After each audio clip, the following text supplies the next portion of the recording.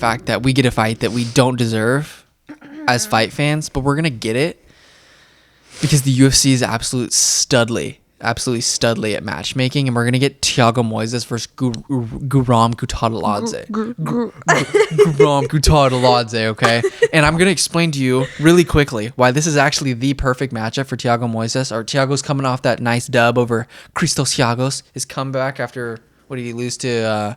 Lost to Islam and Joel Alvarez, but we saw how close Guram was to Demirj Magulov, and Demirj Magulov is the standard at lightweight.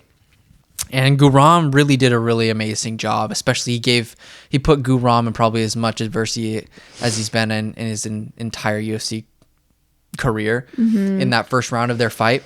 And we're just going to get a good test to see how much Thiago Moises, who in my opinion has one of the highest ceilings at lightweight, we're going to get to see how much he's grown and improved since his last loss and coming off his win against Thiago. Because I went back and watched Thiago's fight with Demirj Magulov because they did fight. It was actually closer than I expected. Thiago's boxing is just so crisp, bro. The way he's really Andre Fialho-esque.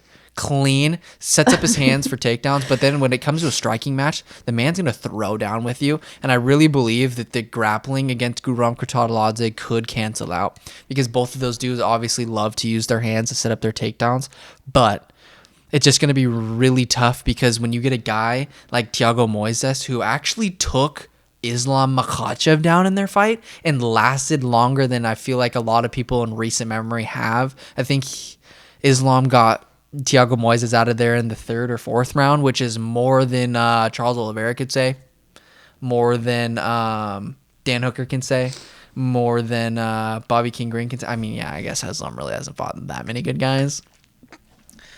A lot of mid-tier fighters there, but he's still the best in the world. Don't get me wrong, and I can't wait for the Volkanovski fight. That's gonna be crazy. Yeah, that'll be good. Wild. But I think it's just the perfect matchup because we just get to see the evolution of, in my opinion, one of the fastest rising guys. He just got a little bit of a sidetrack here. Thiago Moises, it's going to be a clash in the center of the octagon. My early prediction for the fight, though, I really believe that we can't be sleeping on Guram Kutateladze, just given the fact that on any given night, he can beat anybody on planet Earth at lightweight.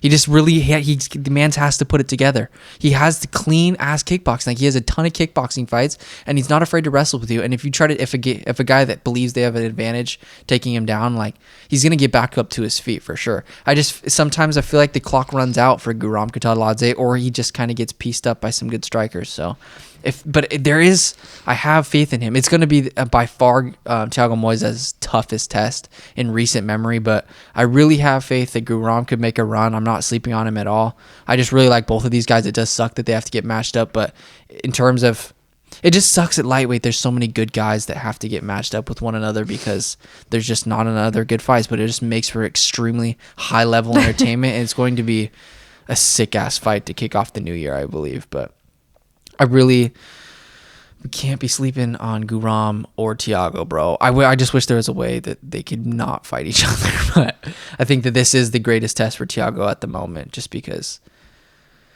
in order to become the best at lightweight, what do you got to do? You got to beat the best grapplers in the division, baby. And we already know Thiago can stand with anybody on the feet. He just has to freaking manage not to get touched, because he got touched against Thiago, and we can't be doing that. So, but if Thiago finds a way, gets on the ground, finds your back, it's the lights out, game's over, okay? Because he's going to find that body triangle and sink in a rear naked.